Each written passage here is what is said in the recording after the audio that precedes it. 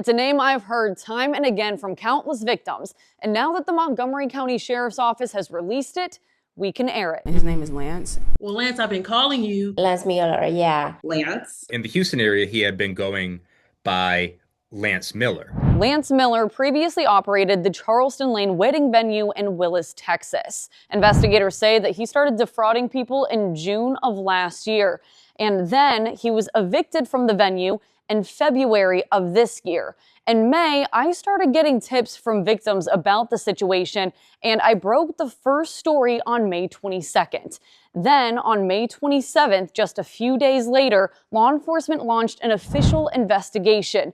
And now, law enforcement has officially identified Lance Miller, but that's not even this guy's real name. Do you have an idea of what this guy's real name is? Yes, we do. And we're not releasing that yet because he hasn't formally been charged. A podcast about Miller, the wedding scammer, alleges he's been doing this for years across the nation. There were 3 or 4 different companies in Los Angeles.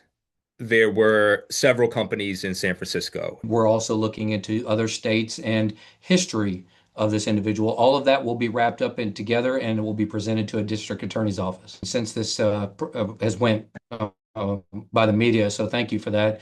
We have been contacted by so many victims, and we're now combing through all that to find out what is a victim, what information they have, or are they just a witness in that. So right now we have lots of phone calls to return. As we know, you have lots of witnesses as well that we would, or people that have reached out to you as well that we'd like to contact.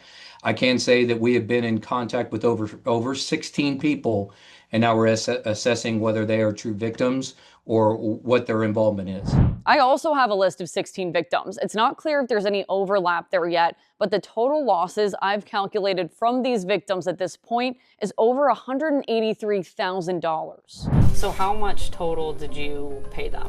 I want to say it was like $2,245, I believe. We're at a loss. We lost about $15,000 total. I just want him to be caught. Just know that we're working as hard as we can, as diligently as can, to bring those responsible to justice. If you're a victim, reach out to investigators. You can find that number on this story on fox26houston.com, where you can also find my email address. This story is far from over, and I want to hear what you have to say. For Fox 26 News, I'm Abigail Dye.